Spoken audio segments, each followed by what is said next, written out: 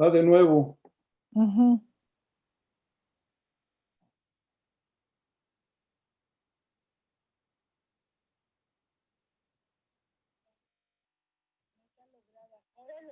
Ya está en vivo. Ya, ok. Ya, ahora sí está en vivo. Adelante. Excelente. Pilar. Muy buenas tardes a todos ustedes. Gracias por acompañarnos en este evento que hemos organizado los consejeros académicos de la Ciudad de México en el marco del Congreso Nacional Universitario de la Universidad Pedagógica Nacional. Tenemos la fortuna de que nos acompañan dos grandes académicos y voy a presentar al primero, que es en orden de presentación del programa, que es el senador Rubén Rocha Moya. Él es político, escritor y académico. Es licenciado en Derecho por la UNAM, maestro en Ciencias de la Educación por la Universidad Autónoma de Querétaro y es doctor en Ciencias Sociales por la Universidad Autónoma de Sinaloa. Él es senador de la 64 legislatura del Congreso de la Unión y es presidente de la Mesa de Educación. Vamos a pasar ahora a la siguiente presentación. Y bueno, no sin antes comentar que la doctora Etelvina Sandoval se disculpa con todos los asistentes porque por motivos de causa mayor no pudo presentarse en esta ocasión con nosotros, pero esperamos en un próximo evento poder invitarla y que pueda asistir para a tratar sobre estos temas tan relevantes para nuestra universidad. Bien. Muy bien, claro. En el caso de nuestro siguiente invitado a esta conversación, el doctor Axel Didrikson, es mucho lo que se podría decir de él. Vamos a resumir algunos de los tantos puntos, digamos, que se podrían señalar. Él es investigador titular de tiempo completo, definitivo en la UNAM, está participando desde su fundación y desde antes en el ISUE, en el conocido Instituto de Investigaciones sobre la Universidad y la Educación. Él es doctor en Economía, maestro en Estudios Latinoamericanos y licenciado en Sociología, todos sus estudios en la UNAM. Entre otras cosas, ¿no? Él es presidente de la Global University Network for Innovation, la GUNI, que se especializa en temas de educación superior. Y bueno, para América Latina fue presidente entre el 2006 y el 2009. Es investigador nacional nivel 3, miembro de la Academia Mexicana de Ciencias, Premio Universidad Nacional en el 2019, entre otras cuestiones. Y de manera destacada también, pues él fue director del CESU antes de convertirse justamente en el ISUE, y a él le tocó justamente hacer toda esa negociación y todo eso que implica el que haya tenido estas instalaciones y que se haya convertido de centro en instituto de investigación, ¿no? Muchas más cosas se podrían señalar de él, simplemente decir que, bueno, todo el mundo lo conocemos, es autor de una infinidad de textos, de libros, ¿no? De más de 25 y de más de 100 artículos publicados por todas partes, además de que él ha tenido estancias en distintas universidades del mundo, como Nueva York, como Barcelona, como Japón, como Leuven en Bélgica o Estocolmo. Muy bien, sigamos.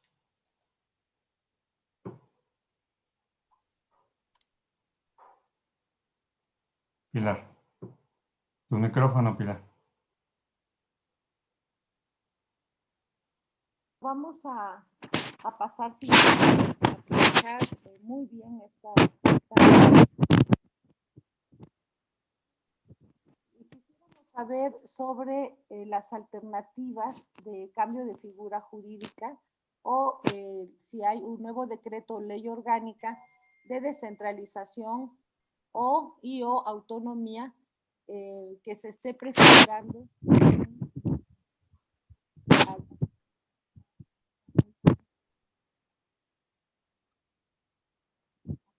Bueno, de eso vamos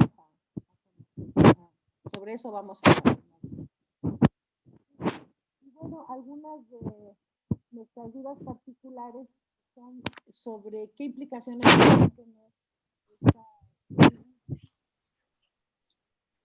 Pilar, tu micrófono hace mucho ruido y no se oye bien. Tienes que revisarlo. micrófono. Perdón. No puede ser.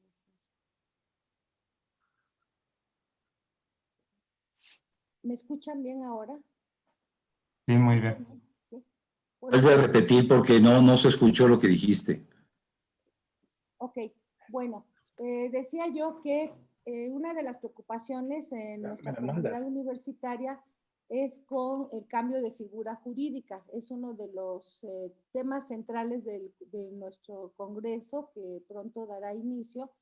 Y una de las preguntas o de los temas, más bien digamos de los temas, sería sobre las alternativas que hay de cambio de figura jurídica, ¿sí? Ya sea que haya un nuevo decreto o ley orgánica de descentralización y o autonomía para las instituciones de educación superior.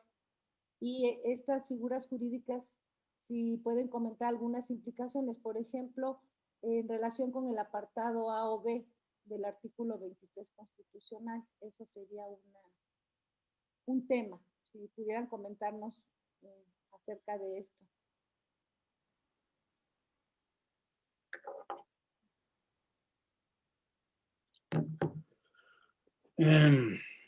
¿Quién debe comentar? Usted, doctor. Axel. Si nos hace, a ver, El que sabe más es Axel. Miren. No, adelante, mi estimado senador.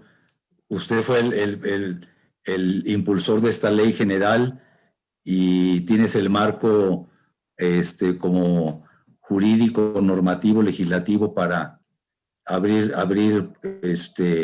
puerta a esta discusión. Luego, con gusto, mi querido Axel.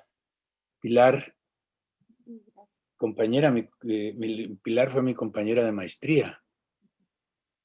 No digo cuántos años hace de eso, porque no hace tanto. Saludo con mucho afecto a todos los que están. Yo no sé cuántos estamos, pero está Carmen Campero, ¿o qué nos dejó alguna foto ahí? Eurídice, Sosa, Yuri. A Yuri ya lo conozco. Hola, Yuri, ¿cómo estás?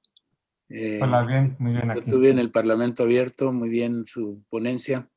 Sí, Juan gracias. Manuel Sánchez, ¿qué tal? Juan Manuel, y luego está el maestro Nicanor. Sí, Yo tengo que quitarme los lentes porque no alcanzo a ver. Rebolledo. Rebolledo.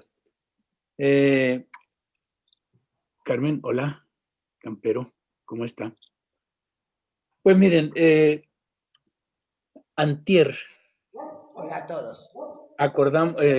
Llevamos a la Comisión de Educación y la de Asuntos, Estudios Legislativos, se llama Comisiones Unidas, el proyecto de dictamen de la Ley General de Educación Superior. Este proyecto ya fue aprobado por unanimidad, por cierto, en la comisión. En la comisión se aprueba en lo general. Hay una serie de reservas que nosotros queremos darles curso en el transcurso de la discusión del Pleno. Ya lo que hemos acordado en las Comisiones Unidas es para llevarlo al Pleno, y si no tuviéramos reservas en lo particular, pues así quedaría la ley. No obstante, hemos acordado entre los grupos parlamentarios que vamos a dar curso a reservas porque queremos mejorar la ley. Lo que nos interesa sobremanera es que la ley quede lo más adecuada posible. Entonces estamos recogiendo una serie de propuestas, de opiniones, de reservas, no solo de los parlamentarios. En este caso, el Senado es Cámara de Origen, entonces yo me he estado reuniendo con los diputados, que ellos van a ser Cámara de Revisora, pero en lo posible se busca que en la Cámara de Origen se concrete propiamente la ley que queremos, para que no vaya a la Cámara Revisora y luego regrese de nuevo a la de origen.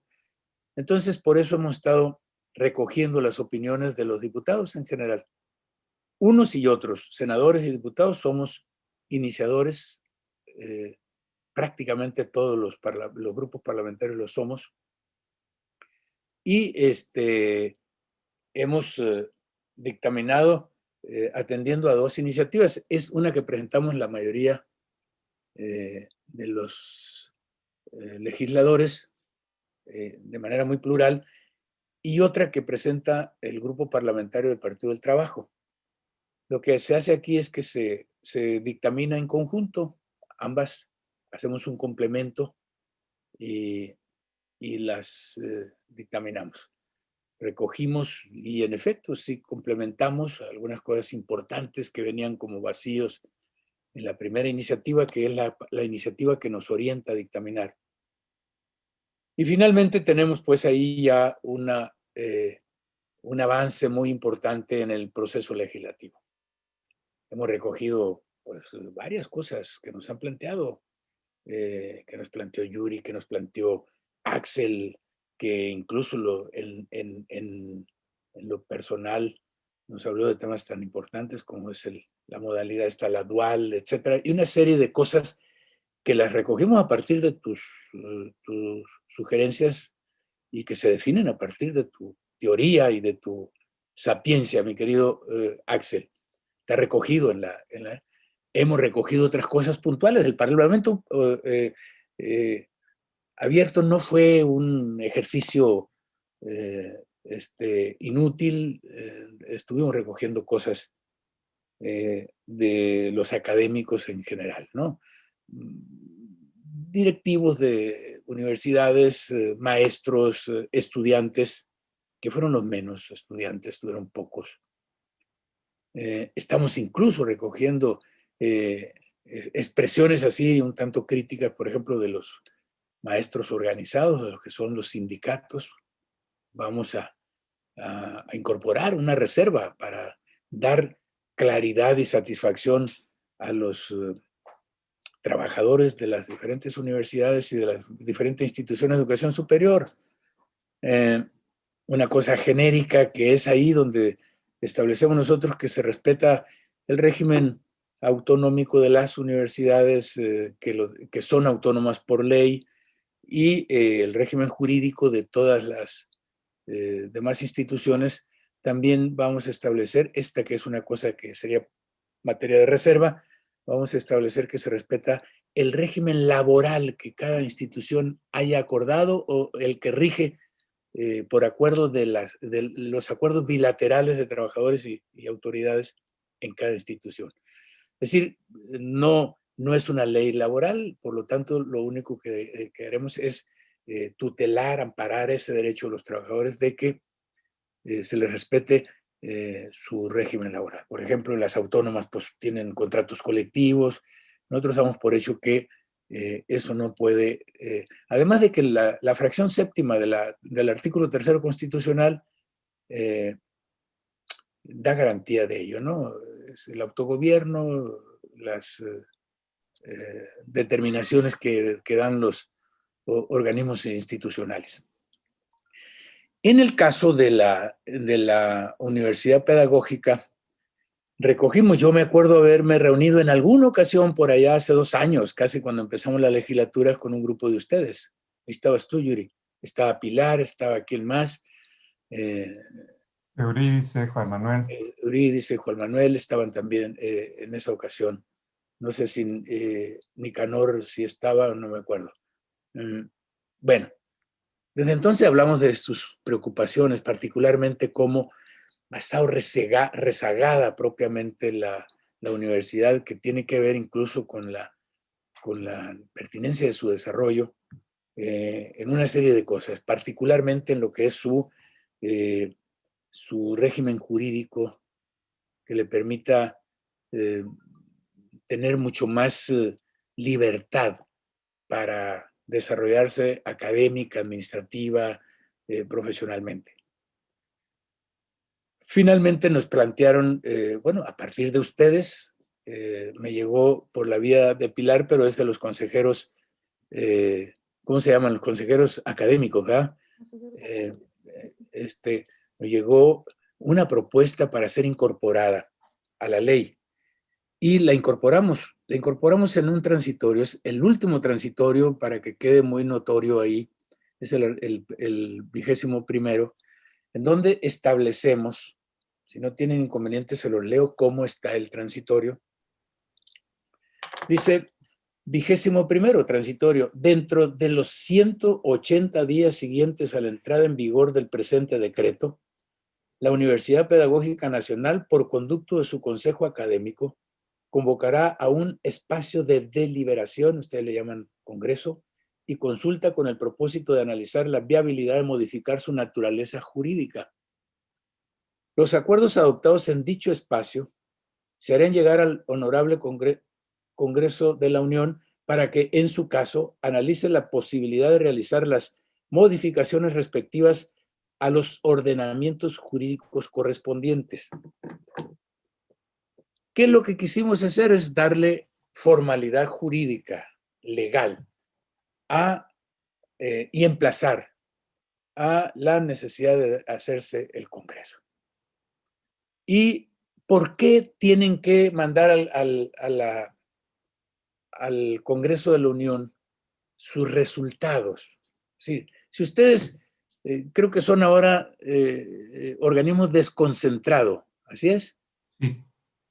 Quieren tener un organismo descentralizado, autónomo, con personalidad jurídica, patrimonio propio, todo eso que reza prácticamente lo que es autonomía. Que no lo es, porque no es el organismo, bueno, el organismo, las universidades autónomas también son organismos descentralizados, pero la autonomía sería otra cosa, ¿no? No estaríamos hablando exactamente de eso. Esta vía los lleva a modificar y aproximarse más a un organismo con bastante autonomía y poderse regir por sus decisiones internas.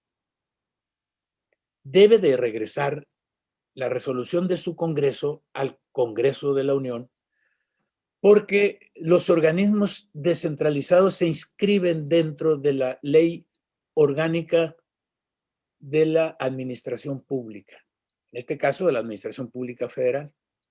¿Qué deberá hacerse? El Congreso deberá promover una iniciativa de reforma a la ley o de adición a la ley para incorporar el nuevo organismo, de ser el caso de que así lo resolvieran, en la ley orgánica y quede debidamente establecido como un organismo con ese carácter de descentralizado, autónomo, etc. Este es la incorporación o la parte de incumbencia muy directa a la universidad, ¿no? Está acordada la ley, empiezan a correr, dice publicada la ley porque es a partir de su vigencia, empiezan a correr 180 días y en esos 180 días, en ese marco, deberá realizarse su congreso para que se discuta y tenga resolutivos al respecto. Esto creo que es muy, muy importante porque con ello se inicia un proceso de reordenamiento académico, administrativo, jurídico, etcétera, de la universidad, que lo merece y que de hace mucho tiempo debiera de tenerlo. Yo no tengo la menor duda que merecen la autonomía si lo quieren, porque yo le he preguntado al Politécnico, en alguna ocasión le pregunté el año pasado porque que si se promovía la autonomía para el Politécnico, dijeron no, ellos no quieren autonomía. Bueno, esa es la decisión de la comunidad politécnica, pero a lo mejor la universidad pedagógica sí lo quiere, nada más que sería un trámite distinto al que estamos hablando ahora, ¿no? Porque para eso se necesita hacer una ley orgánica que regule la institución con autonomía y debe de ser decretada la autonomía. En este caso, como es una universidad nacional, tendría que ser decretada por el Congreso de la Unión. En los estados son los congresos locales los que emiten un decreto de autonomía y luego emiten la ley que rige o que regula el interior de la universidad en apego a la autonomía otorgada. Entonces, eso es justamente lo que les quiero comentar, que lo tenemos ya para efecto de que sea acordado. Ya está, ya se va a llevar al pleno. En cuanto se apruebe la ley, saldrá su transitorio y, como les digo, empezarán a contar los tiempos. Ok, muy bien. Gracias. No sé si Yuri, o bueno, si hay algo que agregar, si no pasamos de parte del doctor Axel Didrikson. Sí, adelante. Bueno, muchas gracias. Saludos a todas y todos. Buenas tardes. Saludos, por supuesto, mucho afecto a el estimado senador y amigo Rubén Rocha Moya, con quien hemos colaborado y hemos cultivado una relación académica, institucional y de amistad, por supuesto, desde hace muchos años, cuando fue rector de la Universidad Autónoma de Sinaloa, y como académico, por supuesto, también, y ahora como senador.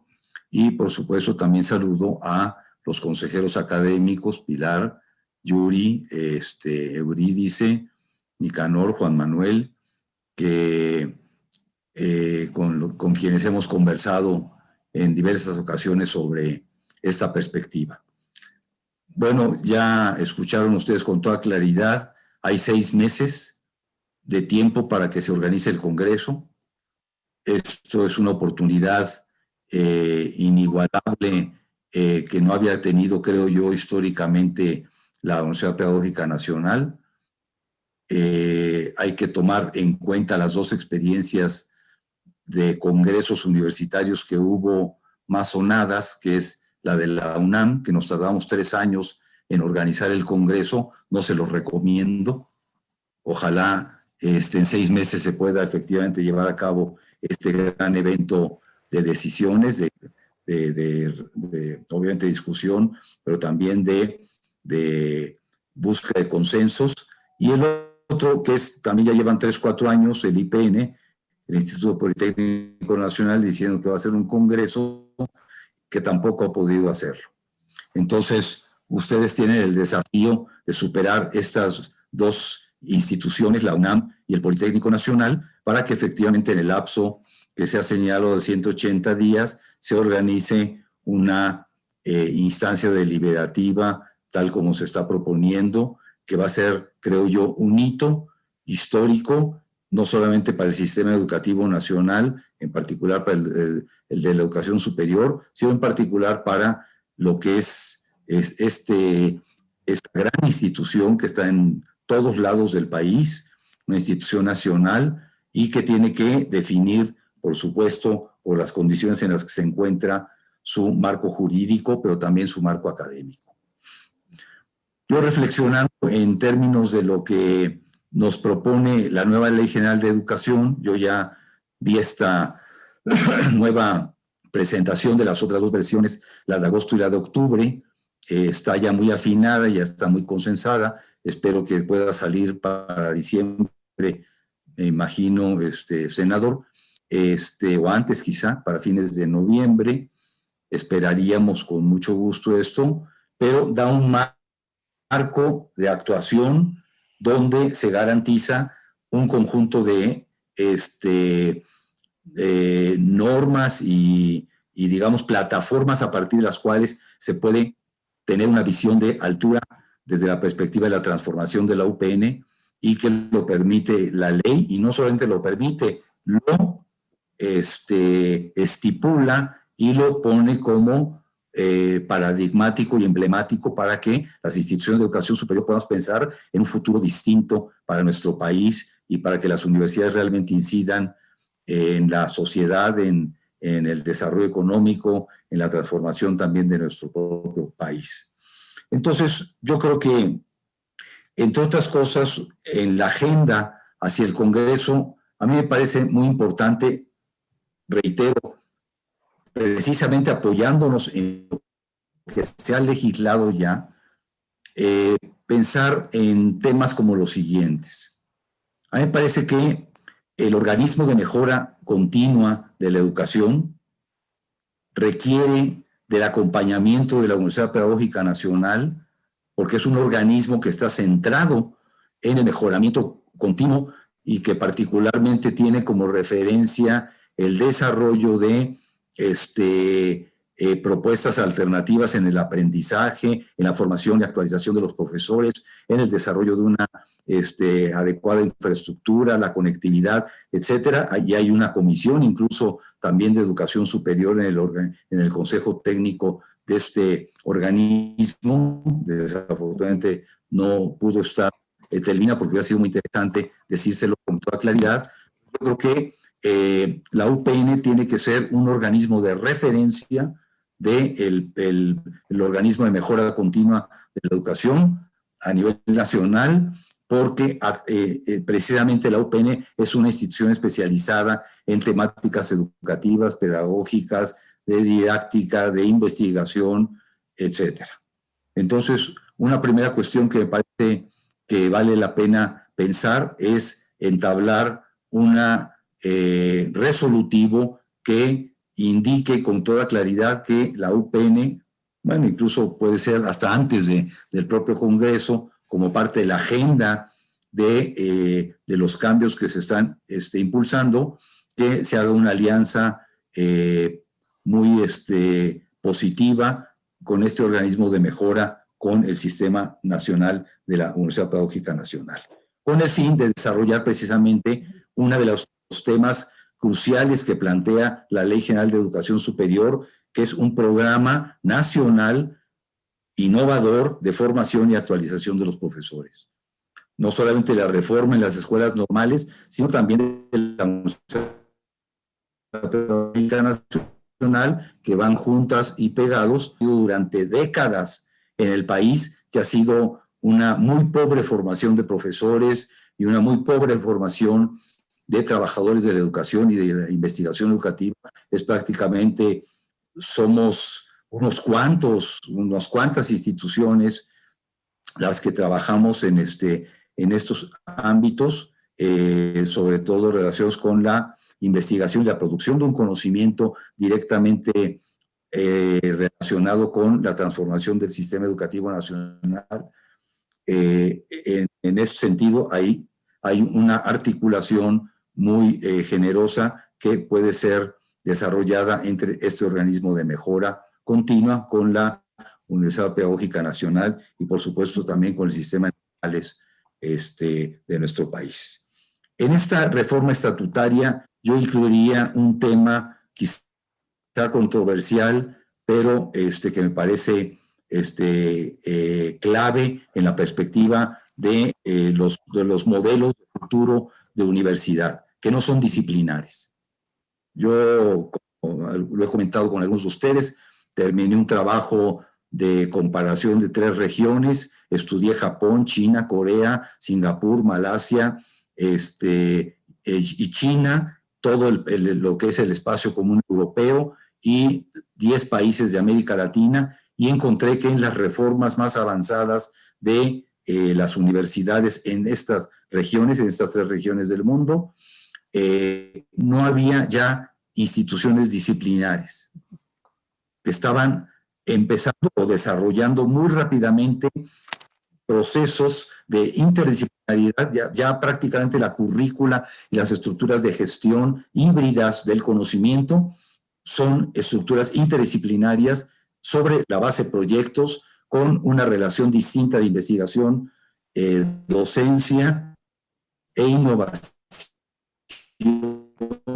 que las está poniendo en la punta de los saberes, como la llama Boaventura, y del desarrollo de alternativas de transformación de innovación por la vía de la investigación y los nuevos modelos de aprendizaje. Esto significa que habría que pensar, sustituir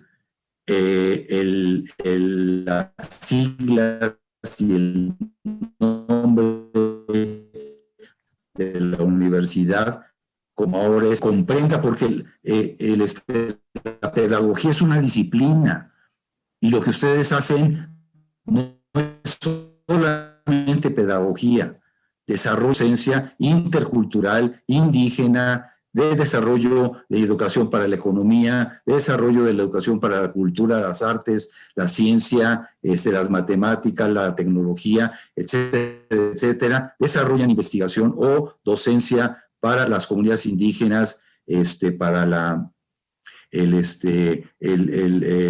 las perspectivas de las alternativas para innovar en el terreno de la pedagogía y de la didáctica, pero no solamente esto. Es decir, me parece que el término educación es mucho más abarcativo desde la perspectiva de el objeto de estudio y de formación de una universidad como esta, y que se deje el término pedagógico para una de las carreras, ¿no? De pedagogía y didáctica y punto. Pero yo diría que se merece más bien contemplar la perspectiva interdisciplinaria, y como discusión dentro del Congreso me parece muy importante porque apunta al futuro. Las universidades tienen plataformas interdisciplinarias de producción de conocimientos, de articulación de nuevas perspectivas de paradigmas de la investigación y la docencia, que rompen con la formación unilateral, profesionalizante del viejo esquema de ya obsoleto y cada vez más pernicioso de una sola disciplina como marco general de gestión y de articulación de los conocimientos.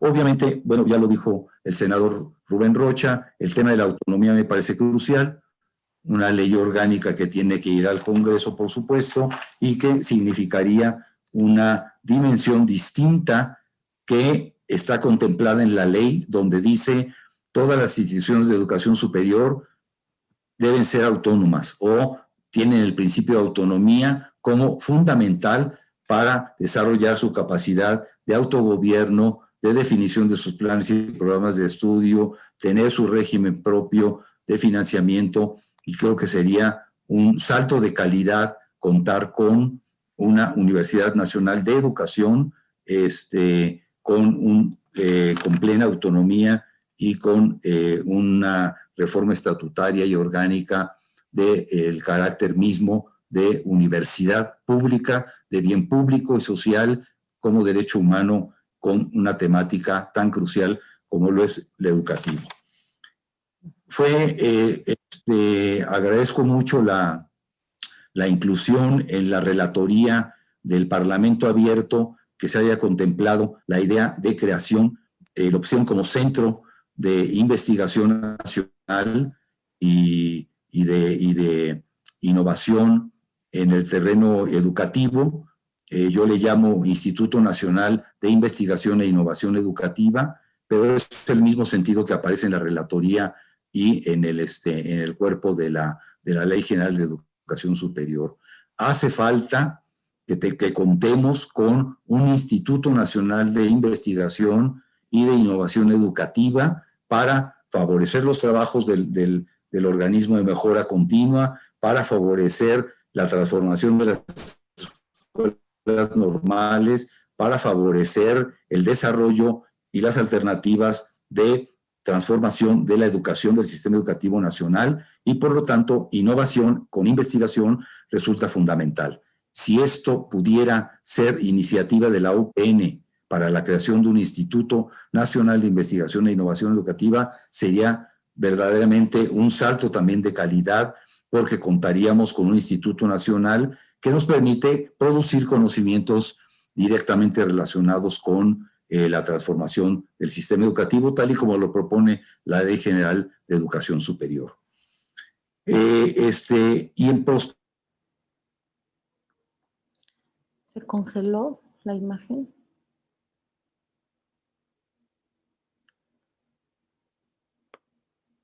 Perspectiva, hay tres temas que me parecen. ¿Sigo? ¿Se oye bien? Sí, ya regresó. Ahora sí. Ahora sí. Bueno, no sé dónde me quedé, a partir de lo cual se congeló, pero de crear un instituto. bueno, crear un Instituto Nacional de Investigación y de La UPN decías como para pensarlo. Me parece. Se volvió a congelar.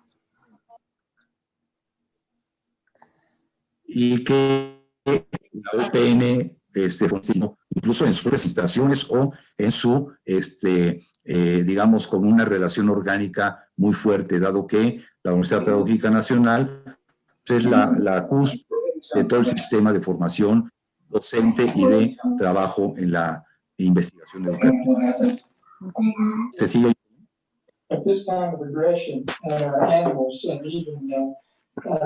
¿Alguien ya? Tienes el micrófono apagado. Ya, 3 temas. Entonces, ¿se entendió bien lo del Instituto Nacional de Investigación? Ok. Entonces, finalmente termino con 3 temas que son compromisos nacionales de Estado y referentes a la educación, que me parece que en perspectiva hacia el 2030 y 2050, tal como lo promueve el Programa Sectorial Nacional de Educación 2020-2024, donde también se hacen proyecciones al 2030 y 2050, 45-50, se está proyectando una matrícula al 50% en términos de la educación superior y lograr la gratuidad y la progresiva inclusión hacia la educación superior, lo cual tiene mucho que ver con el segmento de investigación educativa y de educación propiamente dicha, que hace referencia a la formación de docentes y de investigadores y de trabajadores de la educación en general.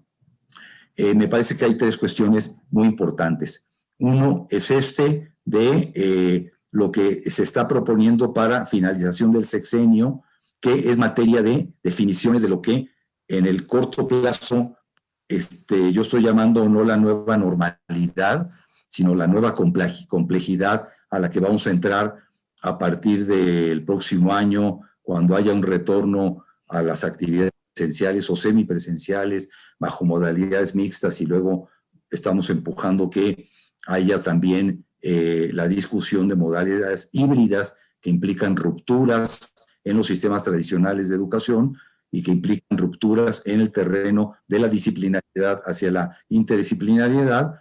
Y entonces aquí hay todo un tema de discusión que ya está planteado en el Programa Nacional de Educación, en la parte programática y aparte en la ley, que implica, por ejemplo, cómo va a participar la UPN en lo que le llaman el Sistema Nacional de Educación Superior.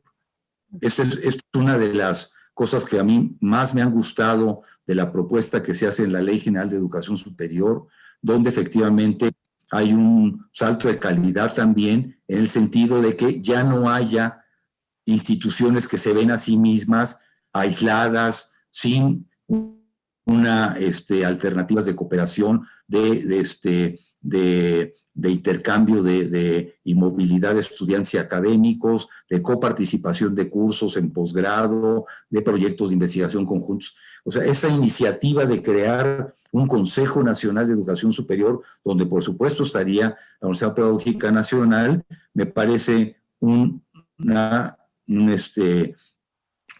concepto y una visión muy avanzada que, si se pone en marcha, sería realmente un acontecimiento muy importante en el terreno de la coordinación y la articulación de las instituciones a nivel nacional.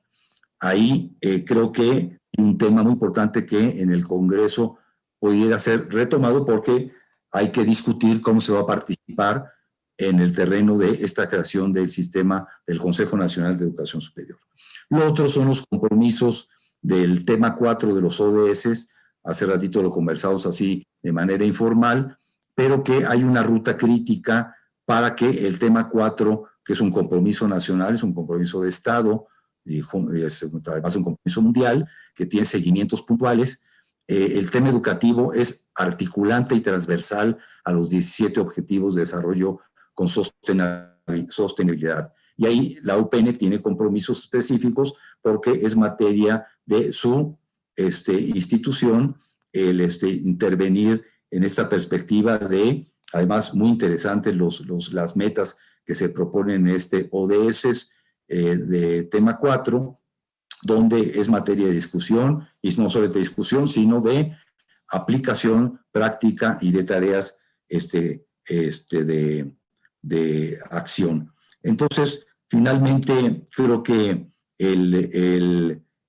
la nueva legislación plantea un conjunto de elementos que en el Congreso, creo, deben ser retomados, más allá de la agenda meramente de discusión orgánica y de posicionamiento en materia de cambio institucional, y que son temas académicos, legislativos y normativos que ya están planteados en la ley general, que son punto de partida, creo que obligados para ser discutidos en un evento magnífico como el que se está planteando. Muchas gracias. Muy bien, muchas gracias, Axel, senador Rubén, por estas primeras explicaciones muy necesarias para nuestra comunidad. En estos momentos somos aproximadamente 165 los presentes en esta sesión, debo decir. Bueno, otro problema, digamos, que se ha presentado en muchas dimensiones, quizá es complejo, es el que tiene que ver con los efectos de las políticas neoliberales en nuestra propia universidad y en el sector.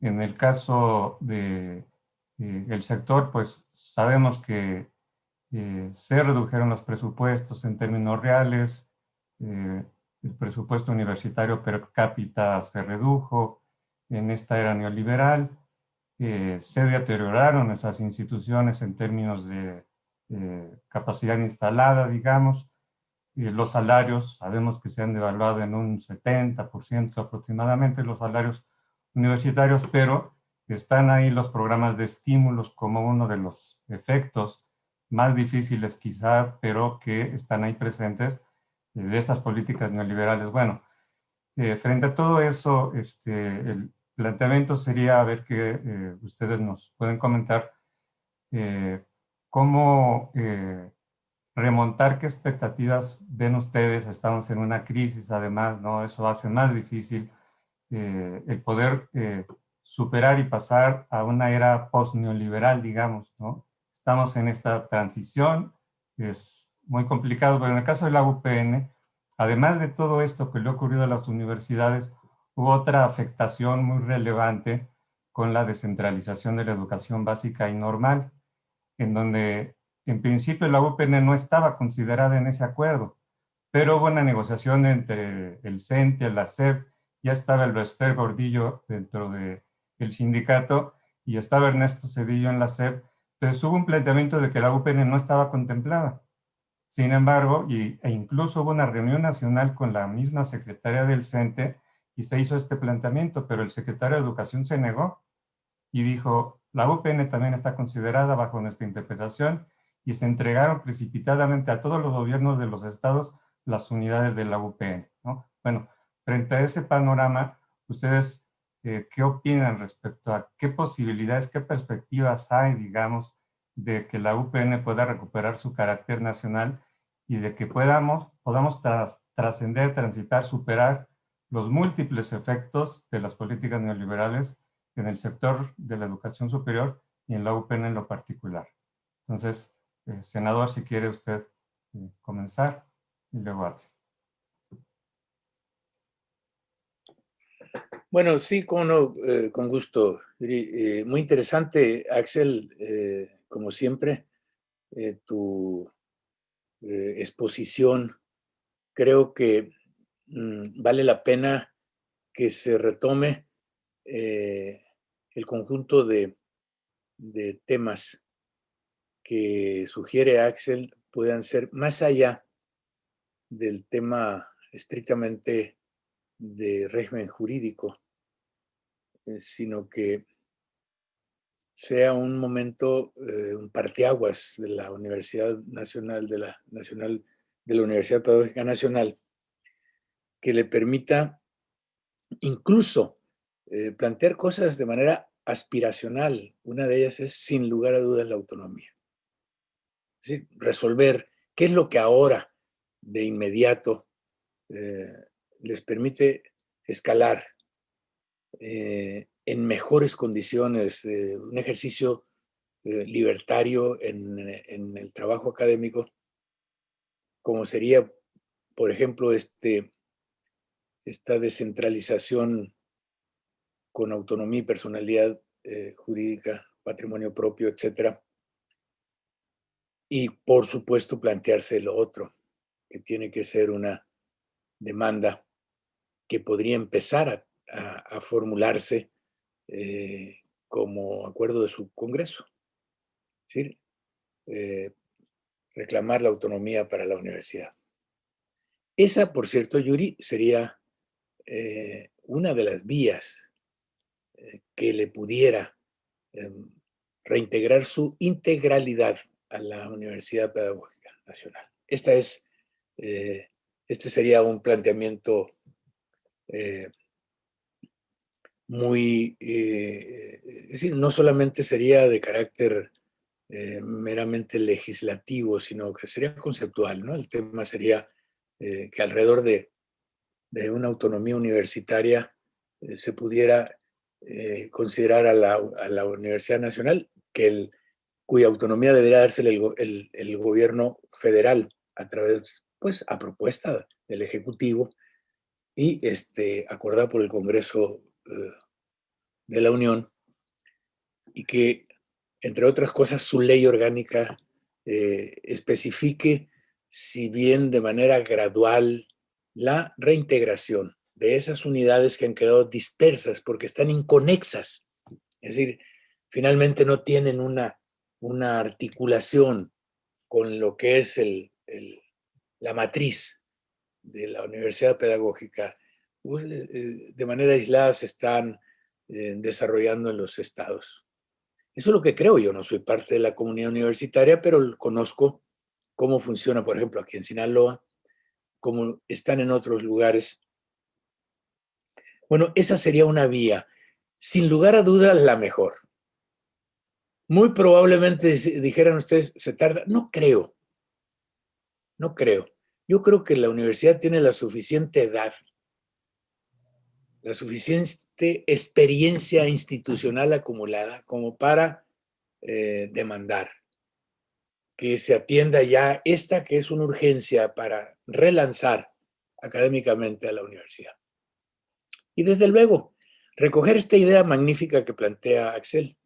Es decir, no le dejemos el apelativo de pedagógica, veamos que esto sea un poco más ambicioso, no las ciñamos estrictamente a ello. Eso puede ser una de las vertientes de la universidad, pero puede ser más abarcativo el nombre mismo de la universidad. Bueno, eso también requiere polémica, revisión y, bueno, conceptual, sin lugar a dudas. Ha dado buenos elementos Axel para el caso. Bueno, eso es lo que vería yo. Eso incluso va junto con lo demás, ¿no? Cómo recuperar una mayor suficiencia financiera. Es importante que con sus niveles de autonomía que vaya conquistando la Universidad Pedagógica, vaya consolidando sus ingresos de todo tipo, ordinarios, extraordinarios y demás, pero que haya una garantía. Eso prevé la nueva ley. La nueva ley prevé la necesidad de que se vayan solidificando los esquemas de financiamiento en las universidades. Habría que incorporarse de plano y Ángel, qué bueno, me gusta que compartas esta idea del Consejo Nacional de Coordinación de la Educación Superior, porque eso es lo que tú dices, efectivamente. Es decir, no queremos universidades inconexas, instituciones inconexas, sino que haya una verdadera coordinación de colaboración, de cooperación, de intercambio, de movilidad académica. Y la ley está contemplando estos aspectos. Es decir, acogerse a una serie de criterios trazados en la ley, Yuri, creo que va a ser posible que se avance en estos temas, ¿no? Este tema de su reintegración, concebir a una universidad pedagógica integrada, más allá de los niveles que supone la descentralización geográfica de las unidades, siempre supone descentralización de carácter académico, más con esta concepción que hemos venido incorporando a la nueva normatividad educativa de regionalizar contenidos, recoger vocaciones de las regiones para efectos de diseñar la oferta educativa para estructurar los planes y programas de estudio, etc. Eso supone de antemano una descentralización. De lo que se trata es que esta tenga una matriz nacional que la vincule, que sería justamente esto que se fue perdiendo por este acto que se refiere Yuri, del, mal no recuerdo, por allá del 92, 93. Sí, ¿verdad? Cuando se da la descentralización en la básica, igualmente corren con la descentralización en cuando no tenía por qué, pero bueno, se hizo. Entonces yo creo que estas son las vías.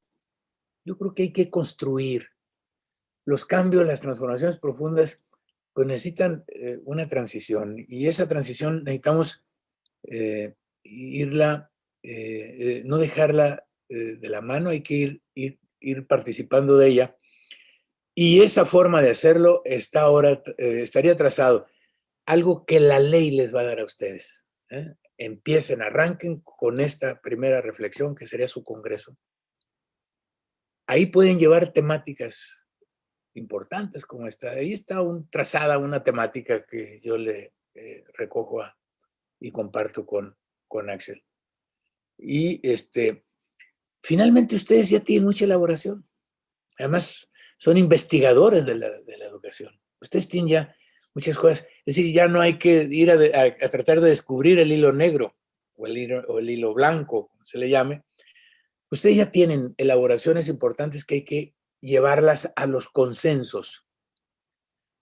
Hay que hacer esfuerzos de consenso. No nos pase lo que... Bueno, el Poli no ha podido hacer su congreso nacional.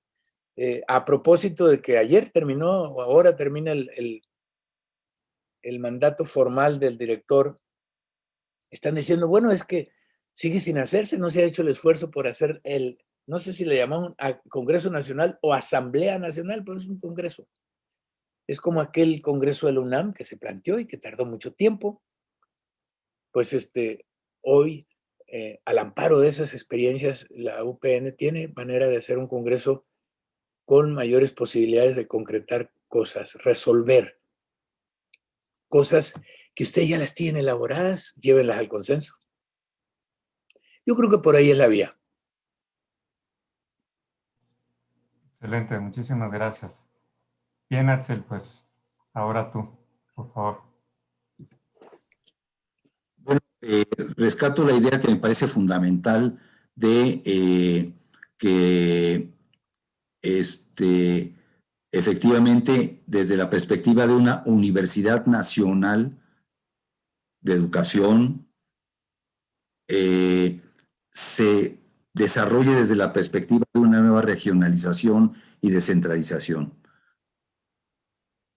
Se batalló durante los 2 sexenios anteriores, insistiendo con toda claridad que no era posible formar estudiantes, desarrollar prácticas pedagógico-didácticas de procesos cognitivos y de investigación por estándares, como si el estudiante que está en las Barrancas de Tijuana pudiera aprender de la misma manera que el indígena, el joven Tzotzil o la joven Tzotzil en la selva de Chiapas.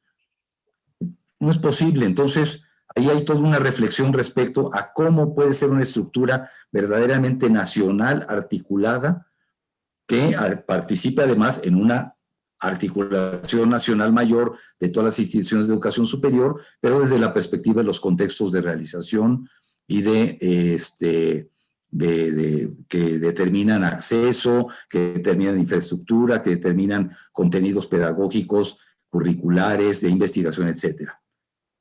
Hoy en día tenemos la prueba de mayor impacto que nos está dejando la pandemia a los educadores, a quienes estamos interesados en la educación. Al trasladar de forma mecánica estándares de aula con un docente que en términos esenciales con algunos estudiantes porque lo veía, porque tarea el examen, etcétera, etcétera, al trasladarlo a distancia, mecánicamente se han perdido procesos de aprendizaje y desarrollos cognitivos, pero ampliando la brecha terrible que teníamos. El día de ayer y antes tuvimos una sesión pues, cerca de unos cuantos miles promovió la UNESCO, particularando los rectores y los expertos que ahí participaron en esta reunión de la educación superior en América Latina, pues las desigualdades sociales y advertido los medios, además que generosamente estamos utilizando para favorecer las grandes millonadas y las grandes ganancias de Google, de Zoom, de Amazon, de Microsoft, etcétera, etcétera, ¿no? Un rector, por ejemplo, decía, es increíble que como teniendo universidades tan potentes como la UBA, la UNAM, la USPI, la de Sao Paulo, tremendos capacidad científica y tecnológica, los latinoamericanos no hayamos podido hacer un Zoom. No tenemos una plataforma propia, tenemos que estar comprando o adquiriendo YouTube, etcétera, etcétera, cuando es algo, digamos, que no es la gran cosa, ¿no? Hacer un software, plataforma que nos pueda interrelacionar. Pero bueno, ahí estamos viendo cómo esta estandarización, sin ver los contextos diferentes sobre los cuales opera realmente los contextos de realización en el terreno educativo, pues han traído consigo brechas aún mayores en términos cognitivos, en términos de aprendizaje y en términos de acceso, de inclusión, sobre todo, desafortunadamente, como siempre, entre los más pobres, los más marginados, las comunidades rurales, indígenas, donde ya se está demostrando que estas brechas se han ampliado de forma. Entonces, por eso recojo esta temática que presenta Rubén, en el sentido de que efectivamente el Congreso de la UPN tendría que pensar con mucha claridad esta descentralización desde el plano de contextos de nueva regionalización, en donde efectivamente se logre hacer un sistema, una universidad en red articulada, una universidad nacional propiamente dicha, donde haya una gobernanza efectivamente centralizada que no se contrapone con la participación que permite la autonomía, la libertad de cátedra y de investigación sobre la base de contextos de aplicación distintos, porque así es como operamos. Digo, si no, no podría existir la UNAM. La UNAM está en 23 estados de la República, tenemos centros e institutos facultades, unidades, campis, etcétera, etcétera, en 23 o más estados de la República, y donde no estamos también nos llaman, y tenemos una universidad articulada. Esto es posible, digamos, también pensando en otras macrouniversidades que están en todo el país de América Latina, que todas son así, todas están en todos lados, concentran la mayoría de la demanda, en este caso para la parte educativa, como es la UPN y las normales superiores, y entonces hay ahí toda una tarea fundamental que desde el plano de la estructura orgánica, las plataformas híbridas, interdisciplinarias, sobre las cuales hay que ir hacia adelante, porque así nos impone la complejidad de la problemática educativa que vivimos. Entonces no la podemos resolver desde el plano meramente pedagógico o de los muchos discursos pedagógicos, como me ponen en el chat al respecto. Yo sé que es polémico, pero la problemática educativa rebasa las disciplinas, rebasa la economía de la educación, rebasa la sustentabilidad de la educación, rebasa el tema del acceso, rebasa el tema de la pedagogía, de la didáctica. Son problemáticas complejas que implican articular saberes, articular disciplinas, ir hacia la transdisciplinaridad y la interdisciplinaridad, que son estructuras híbridas sobre la base de las cuales las universidades modernas operan en la producción de conocimientos complejos, de conocimientos que requieren métodos, técnicas, lenguajes articulados y interdisciplinarios. Entonces, los contextos no los deciden, son imprescindibles aterrizarlos, y esto implica pensar en una institución efectivamente democrática, autónoma y compleja a nivel nacional en la perspectiva del Congreso que ustedes están planteando. Muy bien, muchas gracias, Pilar. Tu micrófono. Sí, Adelante. gracias. Bueno, vamos a pasar a revisar algunas preguntas.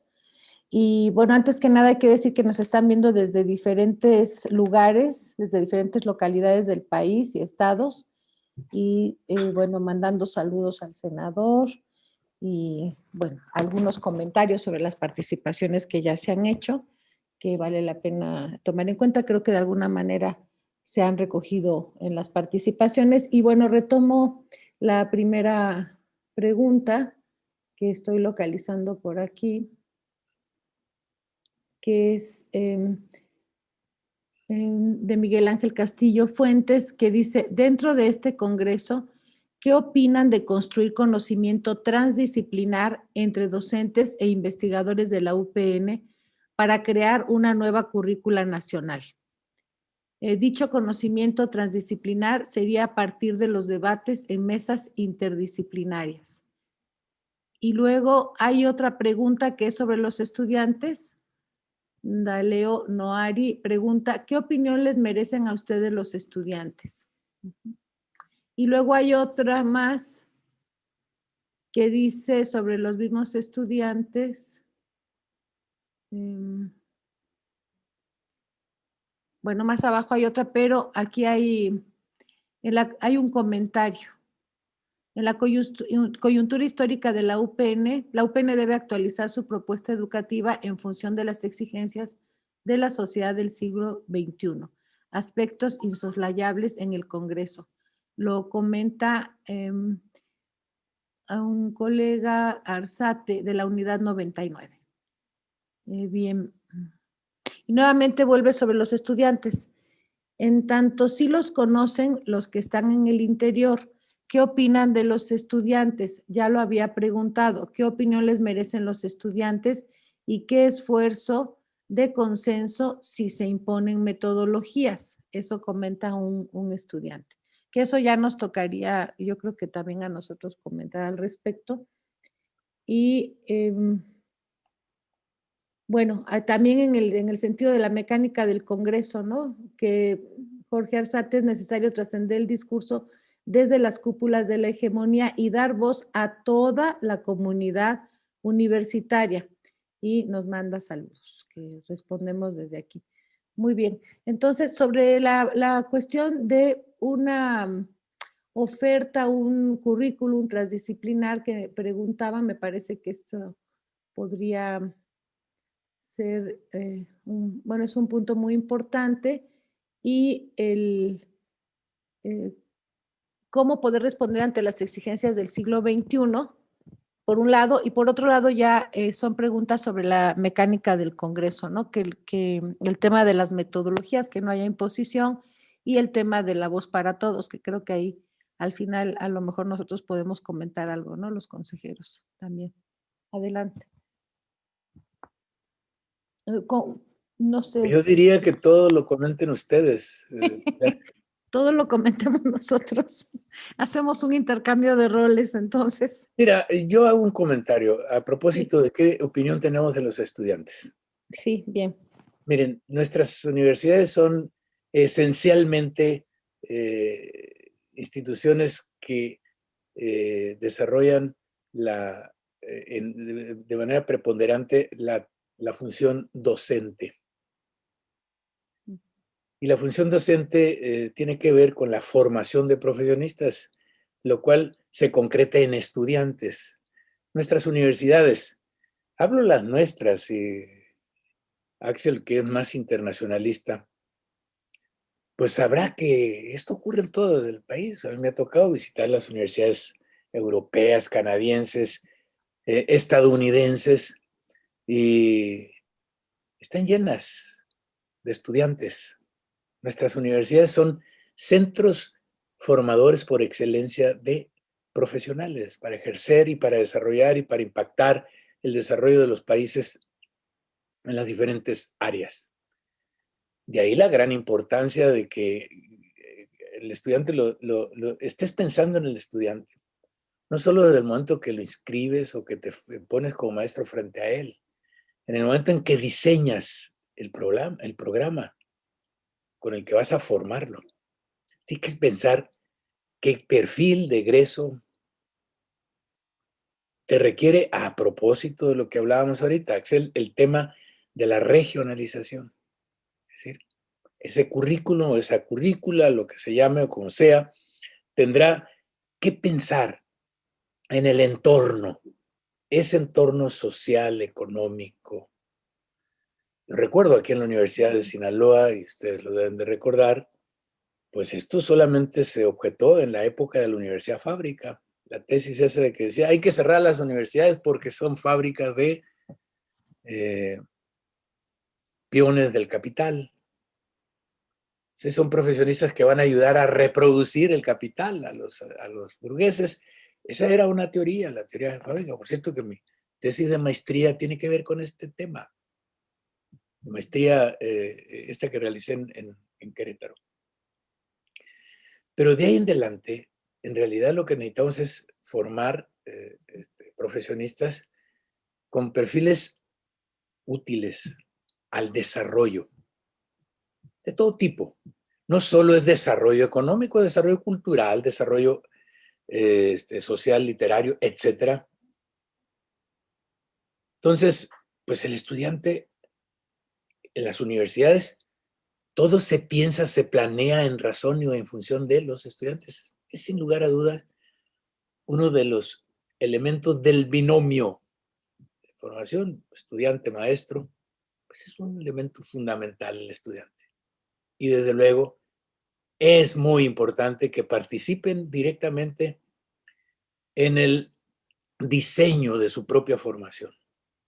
Es decir, nadie debe negar la importancia que tiene la opinión fresca, no especializada necesariamente del estudiante, para incorporar contenidos que considere son útiles para su desarrollo. Pero ya no solamente hablamos de contenidos, modos, formas, modalidades, pedagogía, etcétera, con que se quieren formar. ¿Desde qué perspectiva? También es importante que hablen de la necesidad de estructurar el contenido en módulos, de hacerlo en programas tradicionales, etcétera. Que opinen los estudiantes y que se les atienda sociológicamente. El estudiante hay que atenderlo para que vaya a la universidad, para que se mantenga en la universidad, para que egrese de la universidad. El tramo más complicado es mantenerlo en la universidad. Es decir, no solamente por su capacidad, sino por sus condiciones socioeconómicas. Entonces, el Estado debe de facilitar las condiciones para que esté el estudiante, no solo abrir la puerta para que entre, sino mantenerlo. Y mantenerlo, pues el estudiante va pasando diferentes etapas de la vida, hasta problemas de tipo familiar lo pueden llevar a salirse de la universidad. Hay que tratar de tapar esos portillos. Yo hablo portillos, ustedes no saben los de allá del Distrito Federal, pero aquí sí. Esos portillos por donde se sale el estudiante cuando fracasa. Por decirlo de alguna manera, porque hay un factor externo a él que lo llevó a abandonar la escuela. Y uno de ellos puede ser porque ya no tiene manera de sostenerse en el lugar, no tiene que comer, no tiene dónde dormir, etc. Para eso debe haber las becas, debe haber que ya las hemos institucionalizado en el artículo 4 de la Constitución, hemos metido ese como uno de los programas sociales de gran impacto, apoyar al joven para que estudie. Entonces, el estudiante muchas veces, cuando reflexionamos sobre él, decimos, no, pues está bien, al estudiante hay que abrir la puerta, que esté, que etcétera. No, el estudiante debe ser también el sujeto de su propia formación. Es decir, debe de aportar, contribuir. Si van a hacer ustedes un congreso, pues será muy importante la voz del estudiante en ese congreso. No solo para decir que les gusta la autonomía, a lo mejor para esto que no lo entendí yo, porque ya estoy medio desactualizado. ¿Qué? ¿Dijeron transversalidad? Transdisciplinaridad. Transdisciplinaridad. Sí, bueno, lo intuyo, para ser más franco. Pero seguramente que esto pues, tendrá que discutirse y efectivamente hay que ver si hay que hablar de un currículum nacional o hay que hablar de estas partituras que se requieren a propósito de las vocaciones de las muy diversas regiones. Lo decía muy bien, las barrancas de Tijuana, la selva de Chiapas, en general, yo diría, los valles de Sinaloa, los viñedos de Baja California o de Coahuila, o etcétera. Es decir, todas esas cosas que tienen que ver con la vocación económica de las regiones, pues deben de impactar en los perfiles de egreso de nuestros estudiantes. Entonces, hay que pensarlos y ellos también tienen manera de hacerlo. No solamente los especialistas, porque generalmente el especialista en pedagogía y en diseño curricular puede fallar si no recurre a las llamadas necesidades que presenta el entorno. Y hay que retroalimentarlo. Entonces, muchas veces el estudiante que vive esa región y esa zona, desde su propia experiencia y vivencia, puede aportar mucho para la teoría de elaboración curricular, etc. Entonces, el estudiante para mí es muy importante, debe serlo para todos. Y no olvidemos, ¿no? Somos las tres funciones que se le dan a la universidad: es docencia, investigación y extensión, o el extensionismo o difusión cultural, etc. Pero nosotros somos esencialmente docentes, ¿no? Entonces, esencialmente trabajamos con estudiantes y es muy importante pensarlo así para diseñar el perfil de nuestras universidades. Y en el tema de que si puede ser este asunto, aquel o el otro, el que se trate en el Congreso, yo digo, eso será muy bueno que se reúnan ustedes previamente en una comisión y tracen su temática y su modelo, cómo van a participar, cómo van a recoger las opiniones desde la base hasta que se expresen concentradamente en el Congreso, pero sí es muy importante que todos tengan derecho a emitir su opinión. Bien, Un comentario muy breve. perdón, disculpa.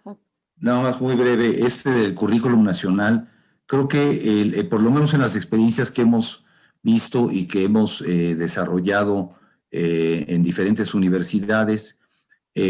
Por lo menos tenemos, no hay un currículum nacional posible, por lo que acaba de argumentar Rubén con toda claridad, por los contextos distintos, por la diversidad que tenemos en el país. Somos un país plurilingüe, multicultural, y así está en la Constitución inclusive, y así se plantea también en la Ley General de Educación Superior, para romper esta lógica de la estandarización y de los rankings. Más bien, estamos trabajando en tres, digamos, carriles desde la perspectiva del diseño curricular. Uno, que es el currículum básico o currículum, digamos, obligado, fundamental de la profesión, de la investigación, de la búsqueda de conocimientos, de la sistematización y de la operación de la información, del uso y manejo de nuevas tecnologías, de lo que es el mercado laboral y lo que se requiere desde el plano de habilidades, destrezas y conocimientos básicos, en el plano de lo educativo, que es mucho más abarcativo que el tema pedagógico, de los discursos pedagógicos, como dicen por ahí los colegas. Esa es una parte. La otra parte es el desarrollo de estas nuevas modalidades de aprendizaje, donde el estudiante es el actor principal de los procesos cognitivos, porque, como dice Rubén, efectivamente, el estudiante crea sus propias condiciones y tiene sus propias condiciones para desarrollar de forma múltiple y diversa sus procesos de aprendizaje, y es ahí donde entran equipos de docentes, de investigadores, para favorecer lo que le llamamos genéricamente, ahora que todo el mundo conoce, el paradigma del aprendizaje. Y tercero, todo lo que son las habilidades, destrezas para el mundo del trabajo, que está cambiando hoy de forma muy, muy importante, porque cada vez más los títulos cuentan menos, y lo que uno sabe hacer, lo que le llamamos en sociología el conocimiento tácito, donde el que uno tiene pero no sabe cómo lo adquirió, porque viene de la experiencia, de los errores, de los procesos formativos, de tener un buen maestro, de tener otros malos, etcétera, etcétera, combinaciones muy características de los sistemas, pero que los mercados laborales dicen, bueno, tú habrás salido de lo que tú quieras, de la pedagógica o de la UNAM o de Sinaloa, pero ¿qué es lo que puedes hacer? ¿Qué sabes hacer? ¿Qué puedes innovar? ¿Cómo puedes desarrollar proyectos? ¿Cómo puedes apoyar un equipo? ¿Cómo puedes administrar? ¿Cómo puedes planificar? ¿Cómo puedes optimizar recursos? ¿Cómo puedes manejar tecnologías, plataformas? O sea, ahí hay toda una parte formativa, que si no la damos en este diseño curricular desde el plano de los contextos, pues obviamente sacamos egresados que saben memorizar, repetir, buenos empleados o profesionales bastante de pobre formación y que requieren reaprender en el terreno del mercado laboral. Y ese reaprendizaje incluso necesita de contar con habilidades y destrezas genéricas, como le llamamos, para que pueda desarrollar en su puesto de trabajo, en su vida cotidiana, vida familiar, de pareja, y en su desarrollo personal, cultural y económico, tener la capacidad para hacer trayectorias exitosas en su propia vida. Esto se tiene que formar de una manera articulada, interdisciplinar o transdisciplinar, como quieran, pero requiere de estructuras no únicas, estándares, otra vez, sino sustentadas en contextos de aplicación y, por supuesto, en los paradigmas modernos de aprendizaje de los procesos cognitivos. Ahí dice un colega, no sé de qué unidad de la UPN, que en su unidad tiene, ¿cuántos años? Creo que 25, 30 años, el currículum sin ninguna actualización formativa, ¿no? Entonces, eso no puede ser. Imagínense, está bien para derecho, digo que tienen que aprenderse los artículos constitucionales de memoria y ejercer sobre la base de estándares de actividad profesional, o los ingenieros o los médicos, etcétera. Pero el educador que está enfrente de realidades cambiantes Es lo que está cambiando más, la educación, los conocimientos, las tecnologías, los aprendizajes, etcétera. Pues tienen que tener formaciones abiertas, flexibles, que le permitan estar en contextos distintos de manera mucho más activa y creativa y crítica, por supuesto. No se puede pensar en un currículum que se establezca de una vez y para toda la vida. Pues imagínense nomás, ¿qué sería de todos nosotros? Claro. Bien. Bueno, Yuri. Claro, Perdón, esta pregunta, si es para ustedes, ¿cómo están pensando que el sector estudiantil de la UPN participe en el Congreso? Eso creo que lo tienen que dejar muy claro, porque tiene que ser un sector protagónico muy bien representado en el Congreso, por supuesto. sí, claro, sí, es muy importante. Digamos que el Congreso está empezando y sí es importante decir que se están formando en este momento. Va a ser un proceso complejo, hay que hacerle ajustes, pero se están formando las comisiones organizadoras de todas las unidades del país y de las distintas áreas académicas, pensando en Ajusco, en donde el alma, por así decirlo, organizativa, no de toma de decisiones, pero sí de organización, va a estar formada por pequeñas comisiones organizadoras paritarias, por así decirlo, es decir, 2 académicos, 2 estudiantes, 2 administrativos por área o por centro de trabajo, digamos, en general, ¿no? Entonces, por supuesto que está contemplado, son un sector fundamental. Bueno, podemos seguir con las preguntas de quienes nos acompañan. Pregunta al senador Rocha particularmente, dice un compañero, Manuel. La pregunta es, ¿la Ley de Educación Superior posibilita la unidad administrativa de la universidad o cada estado se queda con su propia pedagógica? Reitero, dice él, sobre todo en términos del financiamiento, en términos financieros, ¿no? Luego también para el senador Rocha. La ley aprobada está relacionada con la posibilidad de aumentar el presupuesto para las universidades. Podríamos seguir con esto, senador. Sí. Bueno, la primera pregunta. En realidad, la ley no contempla nada que vaya a regular el interior de la universidad pedagógica. Lo que contempla la ley es lo que les dije al principio. Es un transitorio que les obliga a que en un plazo determinado hagan un congreso y reflexionen todas estas cosas que ustedes quieren ocurran al interior de la universidad como cosas nuevas, ya no lo mismo. Es decir, quieren cambiar. Si quieren cambiar, les toca a ustedes resolverlo. Es decir, la ley haría mal con, antes de haber hecho algún ejercicio de reflexión interna, de consulta interna, introducir regulaciones que a lo mejor iban a generarles conflictos de organización interna. Entonces, no, lo que contempla la ley solamente este mandato, esta iniciativa de que ustedes inicien su proceso de reflexión formalizado en la ley y concluyan con resultados, lleguen a conclusiones que obligadamente deban mandarlas al Congreso de la Unión. ¿Qué está habiendo aquí? Es un compromiso de ida y vuelta. A nosotros les decimos, convoquen a su Congreso, realicen la reflexión interna, lleguen a conclusiones.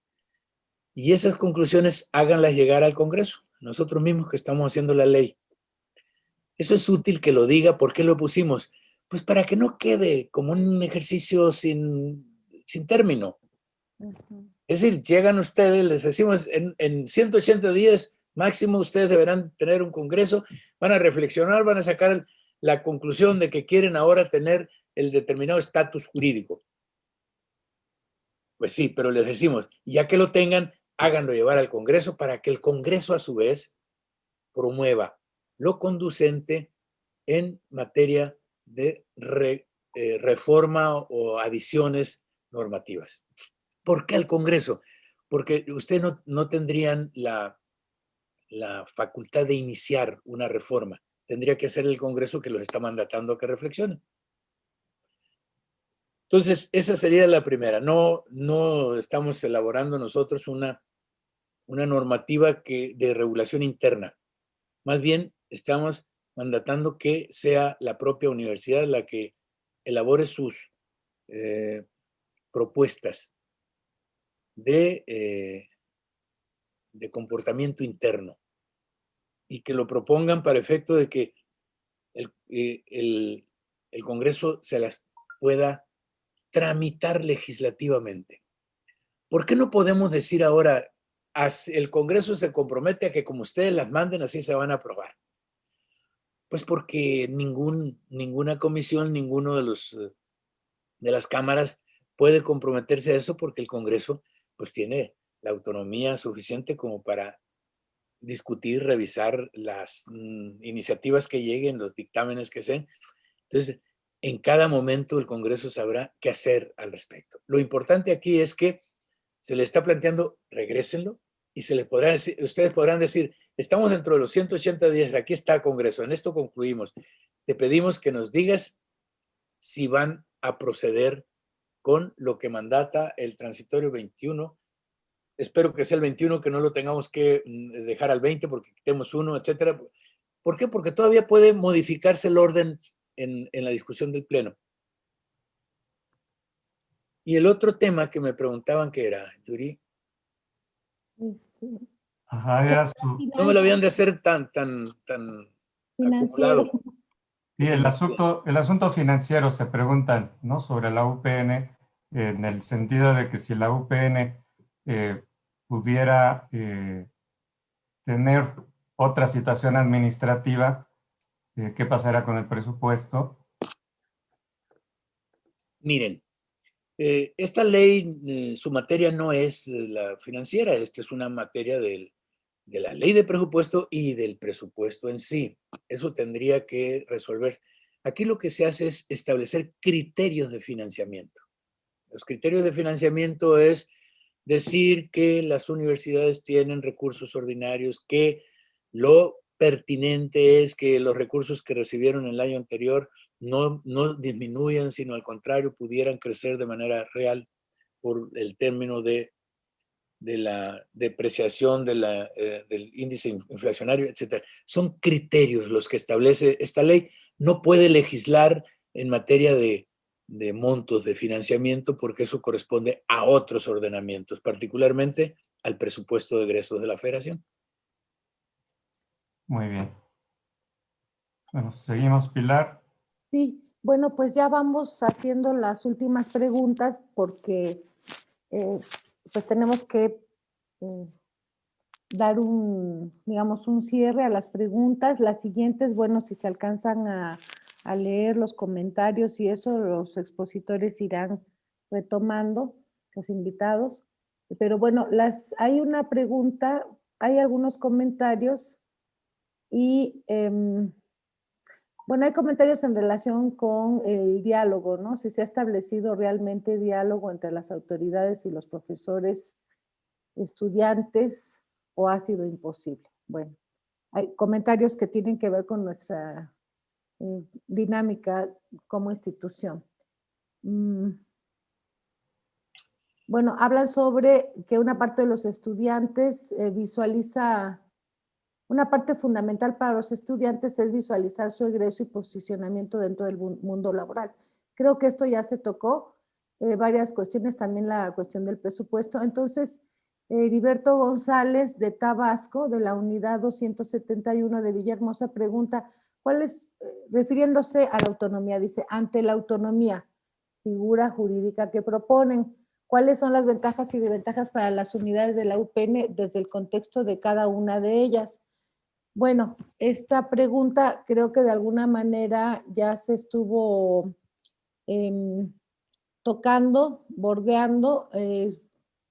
quizás para hablar de las unidades en específico, cada una de ellas es un poco difícil, pero bueno, algunos comentarios que pudiéramos saber, ¿no? Sobre ciertos contextos que pudiéramos conocer de las unidades.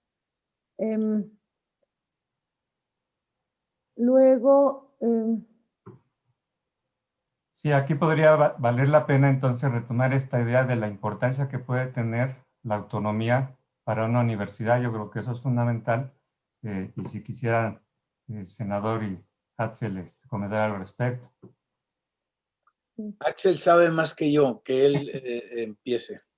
Muy bien. Él ya abordó este tema Bueno. del sistema de red universitaria, ya lo empezó, que lo pueda reafirmar. Yo ya le entendí a él y ahorita yo puedo decir algunos. Creo que para así clarificar muy rápidamente, para no tomar tanto tiempo. La autonomía es digamos, un principio fundamental de organización de las universidades que desde 1918, con la reforma estudiantil, la lucha estudiantil de la reforma de la Universidad de Córdoba, entonces en Argentina, se propagó por toda América Latina. Incluso México es uno de los pocos países, junto con algunos de Centroamérica, donde las universidades tienen la A todas. En otros países, por ejemplo en Argentina, se llaman universidades nacionales, algunas tienen el nombre de la ciudad, por ejemplo, la de San Marcos de Lima, o algún otro santo como la de San Carlos de Guatemala, etcétera. Pero en México pegó tanto el tema de la autonomía que se llama Universidad Autónoma de Sinaloa, Universidad Autónoma de Nuevo León, Universidad Autónoma de Chihuahua, Universidad Nacional Autónoma de... ¿no? Nada más nos falta ponerle Universidad Autónoma Pedagógica Nacional o Universidad Autónoma Nacional de Educación. Pero bueno, ahí es un tema de discusión. Pero la autonomía es un concepto abarcativo institucional que va también al aula y al investigador, por la vía de la libertad de cátedra y de capacidad crítica y de producción de conocimientos de forma independiente desde la perspectiva de cada quien.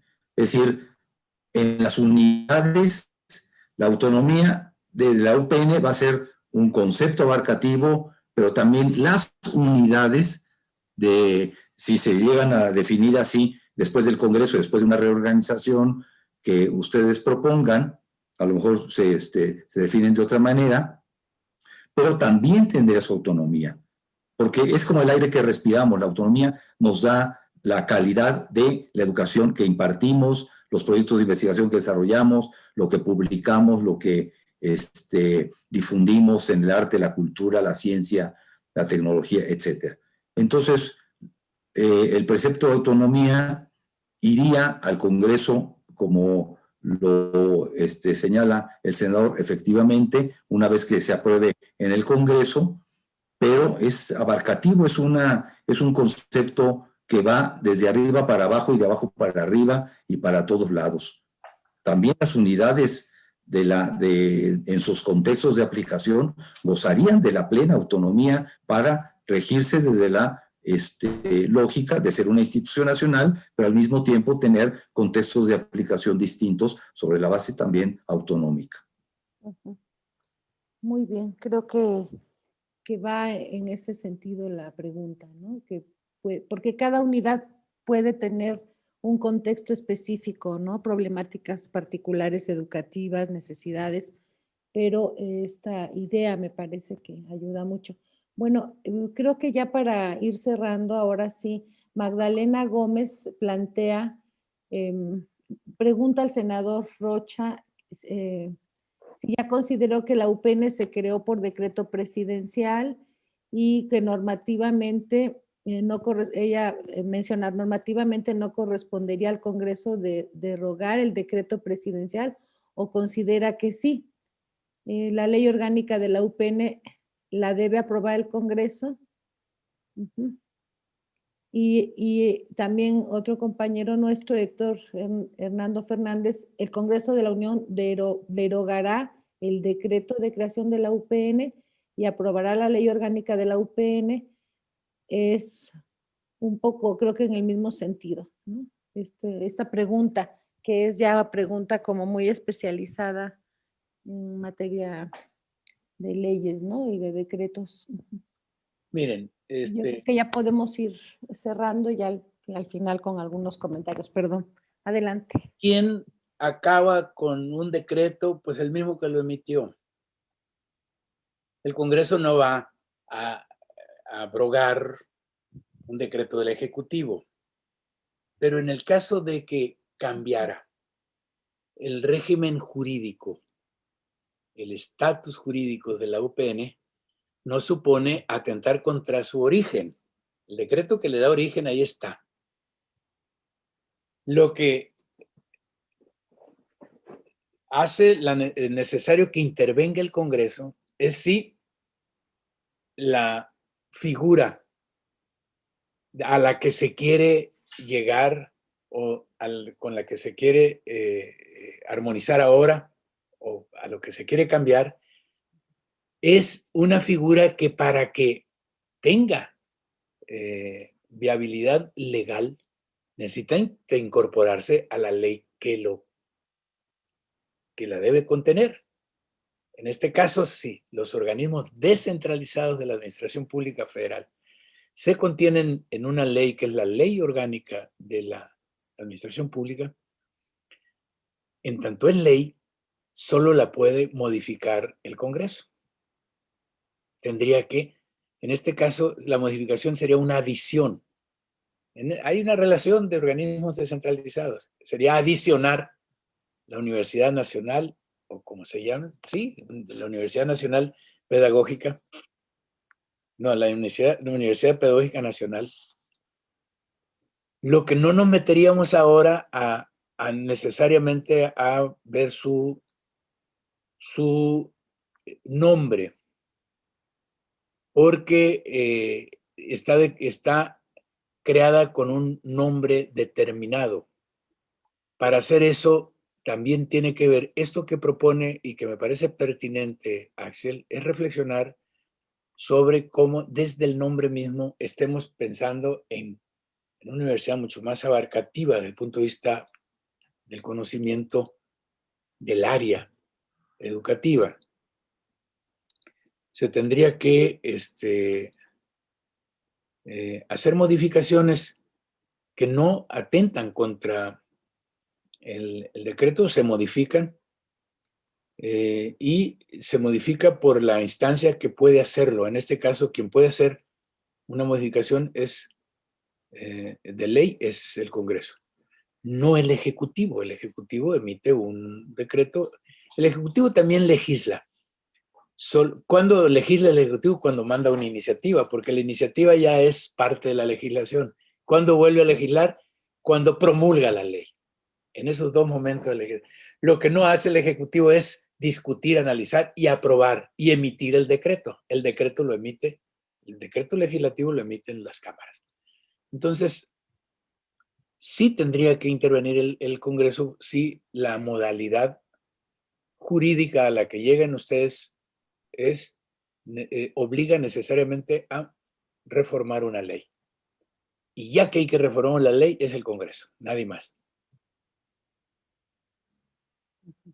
¿Dijiste otra cosa, Pilar? ¿Preguntaste otra cosa? Sí, no, era sobre lo mismo, porque también la pregunta era, ¿el Congreso de la Unión derogará el decreto de creación de la UPN y aprobará la ley orgánica de la UPN? O sea, era en el mismo sentido de las preguntas anteriores. Entonces, pues ya vamos cerrando. Me parece que contamos con muchos elementos ya que ustedes nos han dado y les agradecemos mucho que así haya sido. Realmente estamos recibiendo la información acerca de la nueva ley de educación superior en lo que llevan, en lo que está, en el momento en el que está, la información fresca, ¿no? Apenas, si no me equivoco, anteayer hubo una, digamos, una aprobación, ¿no? En las comisiones y Se aprueba el dictamen, hay que llevarlo al Pleno. La idea es que al Pleno lo pudiéramos llevar el próximo jueves. Pero el próximo esto es jueves. hipotético, pero ya ya está listo el dictamen para ir. El trámite que se hace antes de ir al pleno es que lo aprueben las comisiones. Ya lo aprobaron. Ah, ok. Entonces el próximo jueves posiblemente esté en el pleno. Bueno, entonces ha sido para nosotros como comunidad UPN un privilegio poder contar con la información de ustedes, con la posibilidad de dialogar, de hacerles preguntas, y esto nos va a ayudar mucho para poder discutir en el Congreso. Creo que va a ser un aliciente muy potente para que nosotros veamos, reconozcamos el contexto en el que estamos y podamos trabajar sobre un proyecto que hemos trabajado desde hace mucho tiempo, pero que no había podido concretarse y que hoy en día requiere su actualización, requiere mirar cuál es el proyecto, el tipo de universidad que queremos para las próximas décadas, ¿no? Entonces, con estos elementos, pues creo que tenemos toda la apertura, la posibilidad de construir una universidad que tenga muchas más posibilidades para dar atención a la educación pública y a la educación de la sociedad mexicana, ¿no? Bueno, no sé Yo si quiero quieran ustedes cerrar. Sí, hacer por hincapié favor, en algo, Pilar. lo que ustedes quieran. Quiero hacer hincapié en algo que dijo Axel y que yo quisiera que lo tuvieran muy en cuenta y lo valoraran suficiente. El hecho de incorporar el transitorio que le hemos leído aquí en la Ley General de Educación, que por cierto es la primera Ley General de Educación Superior, no hay. Ahora es ley para la coordinación, la que se emitió en 78. Esa la vamos a abrogar. El hecho de que vaya en este transitorio es histórico, porque además es la puerta a través de la cual ustedes podrán hacer una reflexión que los lleve a producir cambios sustantivos trascendentes en su universidad. Este es el punto de partida. Deben de aprovecharlo. Es muy, muy importante que le den seguimiento a este tema, y la apertura que abre la ley es no solo un mandato, sino que es una formalización de su proceso. No es lo mismo que lo inicien por acuerdo de alguna asamblea ocasional de que van a hacer un congreso, a que la ley de educación superior les diga, hagan su congreso. Les queremos invitar a que reflexionen sobre su estatus académico, jurídico, lo que sea, todo. Los invitamos a eso, háganlo y hagan llegar al Congreso sus reflexiones, y podrán entonces reclamarle al Congreso y decirle, ¿saben qué? Tú me mandaste una instrucción a través de un transitorio, nosotros te cumplimos, síguele, porque ahora ya está en su cancha, les corresponde a ustedes. Es el tema de legislar y darle entrada a un organismo que los ascienda en calidad organizativa al interior. Y cuando hablamos de calidad organizativa es académica, jurídica, administrativa, etc. Luego, a partir de eso, ustedes podrán ir más allá. El tema de la autonomía, ya dijimos, puede caminar, puede ir por ese mismo riel, pero esta tiene que ser concertada con el Ejecutivo Federal y a su vez propuesta al Congreso. No es nada imposible. Había muchas cosas anteriores que decía, eso es imposible. Nunca ha ocurrido.